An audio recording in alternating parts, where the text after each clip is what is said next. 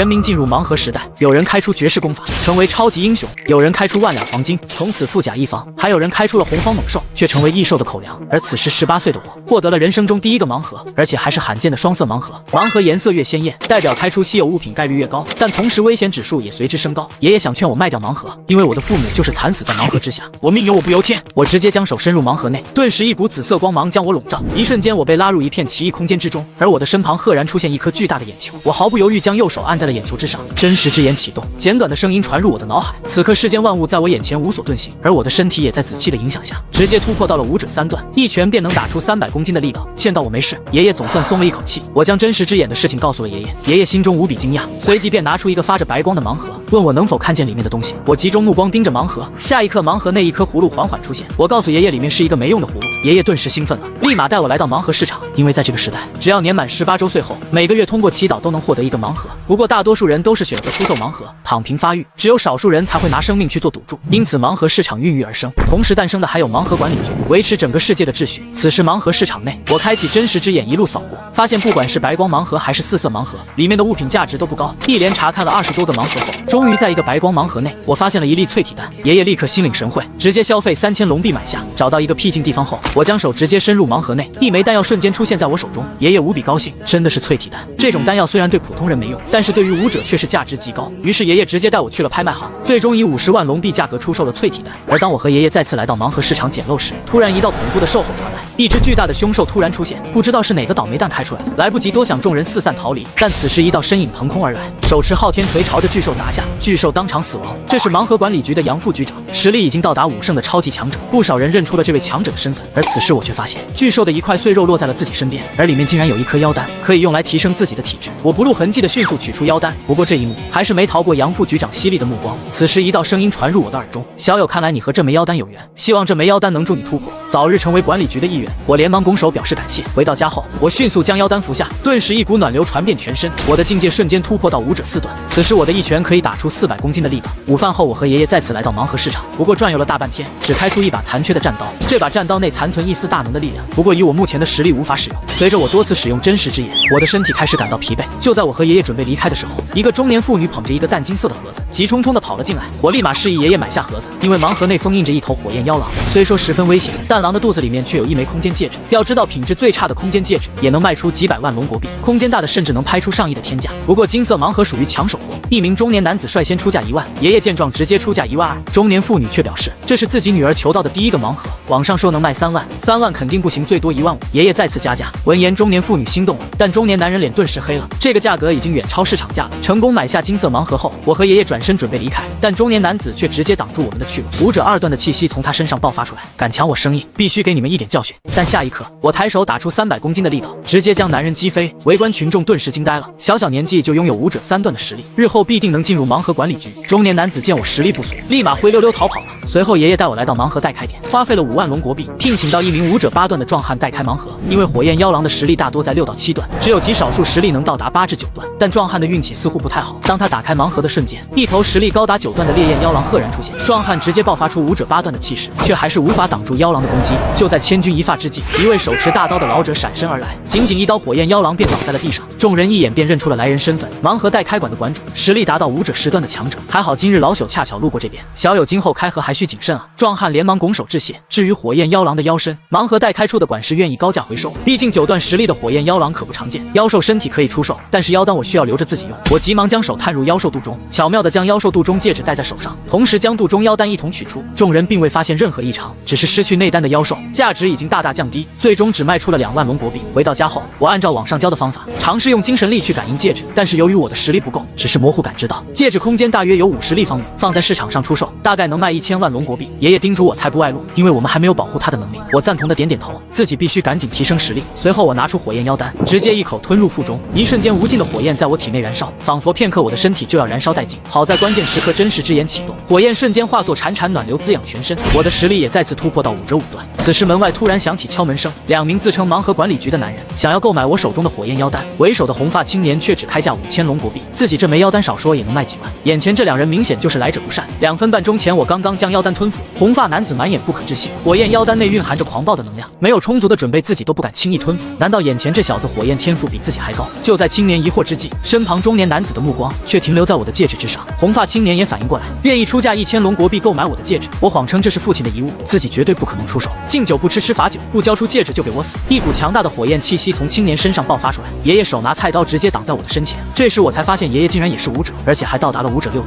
爷爷让我赶紧跑，但一旁的中年男人竟也是武者7段。我知道爷爷不是他们的对手，武者5段的气息从我身上爆发，直接一拳将红发青年逼退。红发青年大为吃惊，小年纪就有如此天赋。青年眼中杀机闪过，一套火焰拳法直接将我击飞。此时一旁的爷爷也被打得节节败退。我知道这样下去我们都会死，于是我急忙从屋内拿出残缺的战刀，在真实之眼的指引下，我全身精血和寿命疯狂向战刀内涌入。红发青年见到我手上拿着一把破刀，刚想出言嘲讽我，但下一刻我一刀挥出，青年直接1分为2。一旁的中年男子顿时吓傻了，头也不回的转身就跑。而此时我的状态极差，刚刚那一刀直接消耗了我大半的精血和30年的寿命。看着我苍老的模样，爷爷老泪纵横，我让爷爷先带我离开。刚刚的红发青年身份绝不简单，此地不宜久留。2个半小时后，我们来到当地最大的地下组织九霄会，领头管事见我们年纪太大不想收留，直到我献出那把残破的战刀后，才被安排到一个整理杂物的职位。众人看到有新人来，连忙喊我们过去帮忙。最近他们弄到一批盲盒，闪烁白光的基本都被打开了，只剩下几个颜色古怪的盲盒没人敢开。众人催促我们赶紧打开盲盒。我知道想要在这更好的生存下去，自己必须露一手了。我立即开启真实之眼，3个彩色盲盒内的信息立刻出现在我脑海。第一个盲盒内竟然是一只怪手龙，虽然长相怪异，可它一旦发威，普通武圣都难以抵挡。不过好在只要不主动招惹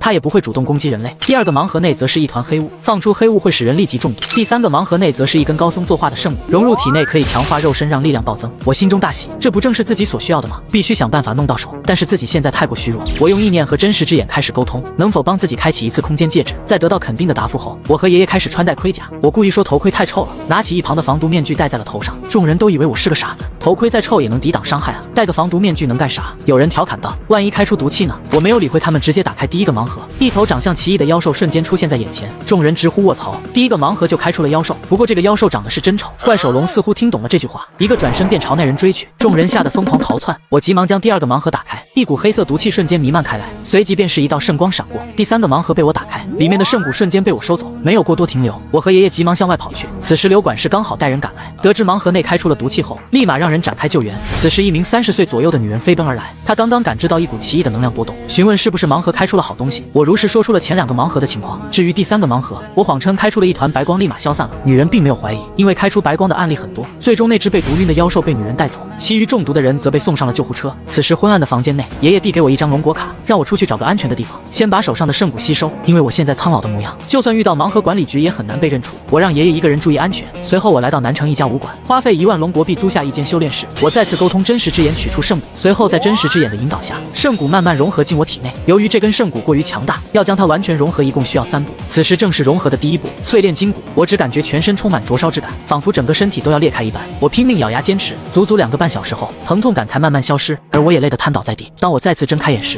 已经过去了10多个小时。此时我发现自己的力量恢复到了武者3段。由于接下来的融合需要秘术配合，于是我来到一家秘术交易中心，导购小姐拿出一本精美的图册供我挑选，上面一共有力、风、火、雷4种类型秘术。便宜的力量秘术标价18万，最贵的雷电秘术则是标价40万。于是我花费了1万龙国币进行了秘术匹配实验。让我没想到的是，一连匹配了10多种秘术，竟然没有一个契合的。此时导购小姐偷偷塞给我一个地址，说自己表哥有私货，让我去碰碰运气。我照着地址一路找去，可当我路过公告栏时，我发现我和爷爷被通缉了。我心中无比愤怒，没有弄清事实之前就发布通缉令。此时盲盒管理局正义的形象在我心中坍塌。来到地址标注的地方后，我直接开门见山想要购买秘术，得知是自己表妹介绍来的。男人直接拿出几个精美的盒子，盒子上则是标注着无比霸气的名字。我微微皱眉，因为在真实之眼的观察下，我发现这几个秘术全是假的。不过当我目光落在最后一个盒子上时，真实之眼告诉我，里面是一门淬体之法，自己若是能够修炼成功，以后成仙成佛的难度会小很多。我心中震惊，因为目前为止还没听说盲盒里能开出仙佛，更别说能修炼到那个境界。老板见我看中最后一个盒子，开价5万龙国币，我直接还价到1万。老板顿时心虚了，毕竟这本秘术残缺了，而且还是白光盲盒开出的。最终男人还是1万龙国币成交。走出交易中心后，我准备去盲盒广场看看，但半路却遇到一个妹子问路，对方要去盲盒市场出售盲盒，只是她的身上并未携带任何东西，似乎看出了我的疑惑。妹子从口袋拿出一个非常袖珍的盲盒，我直接愣住了，自己也是第一次看到如此奇葩的盲盒。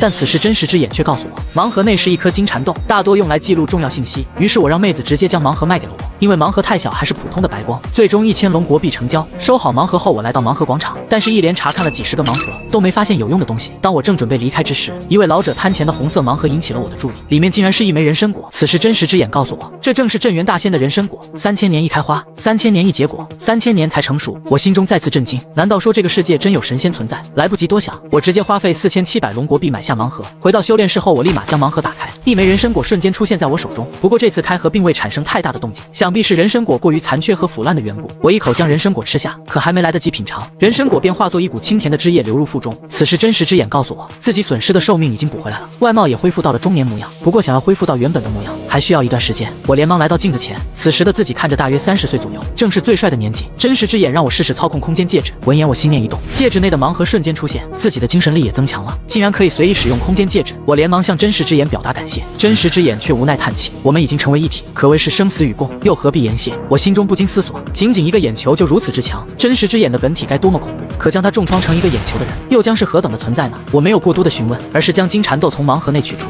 同时将我的精神力注入其中，一股信息顿时出现在我脑海。我得知里面记载着一种修炼秘术，名叫金刚琉璃身。闻言，真实之眼顿时激动了，这可是佛门中非常强大的秘术，不仅可以炼体，更是可以炼神。我急忙拿出之前的圣骨，配合金刚琉璃身开始修炼。5个半小时后，圣骨上的神性物质被我消耗了大半，此时我达到了金刚琉璃身的凡胎体，再往后便是青铜体和黄铜体。补充了一点食物后，我拿出之前购买的淬体之法，淬体之法由内至外，金刚琉璃身由外至内，两者刚好配合修炼。3天后，我的实力不仅全部恢复，而且还突破到武者6段的后期。由于放心不下爷爷，我直接打车来到了九霄会，但刘管事却告诉我爷爷已经失踪了2天半。我心中如遭雷击，但很快我便冷静了下来，心中思索会不会是红发青年所在的周家偷偷将爷爷抓走了，毕竟盲盒管理局要抓人，直接光明正大即可。想到这，我决定去周家探查一下。入夜时分，我偷偷潜入周家后院中，此时一群人正朝着我这边走来，为首的2个少年手中各自抱着一个盲盒，其中一个是双色盲盒，另一个则是非常罕见的彩色盲盒。透过真实之眼，我看出第一个盲盒内关着一头野猪，而第2个盲盒内则是一颗金刚舍利，里面发出的光芒竟比圣骨还要浓郁。看来自己这是和佛门有缘，这个盲盒必须弄到手。此时这群人正朝着广场走去，我偷偷跟在他们身后。到达广场后，我发现黄泉也在人群中。此时黄泉派出小弟打开了第一个盲盒，一只体型巨大的野猪瞬间出现，直接将开盒的人顶飞出去，所有人都慌了。黄泉立马抱起一个少年往外逃去，其余人也都四散跑开，可野猪却认准了黄泉，疯狂地朝他追去。黄泉此时心中无比郁闷，这畜生怎么就盯上自己了，而且自己还带着一个人，速度根本没有野猪快。此时一道声音突然出现，快把少爷交给我带走。黄泉没有过多思考，直接将少年交给了我，我让少年将盲盒给我保管，以防他误开出其他妖兽，随后便让他向安全区域撤退。我立马将盲盒收入空间戒指，随后朝着黄泉的方向追去。此时黄泉这边已经无比狼狈，野猪堪比武圣般的力道将他重重击飞，不过好在一名武者9段的强者及时出现，成功将野猪牵制住。就当黄泉长舒一口气时，一把匕首却架在了他的脖子上。被你们追杀的爷孙2人在哪？我直接开门见山询问爷爷下落。此刻重伤的黄泉毫无反抗之力，将我想知道的事情全告诉了我。得知爷爷不在周家后，我直接将黄泉送下了黄泉，随后便快步朝出口跑去。刚刚的少年见到我出来，立马向我索要盲盒。我谎称盲盒刚刚给了黄泉，可当少年找到黄泉时，却发现黄泉已经死了。周家顿时炸锅了，竟然有人敢在周家地盘动手，于是立马派人展开搜捕。而此时刚出来不久的我，发现街上到处都在抓人，只要是附近路过的人，不管你同不同意，先抓回去再说。我心中暗道不好，没想到周家这么强势。就当我刚要转身离开时，身后一名搜捕人员叫住了我，来人的实力达到了武者6段。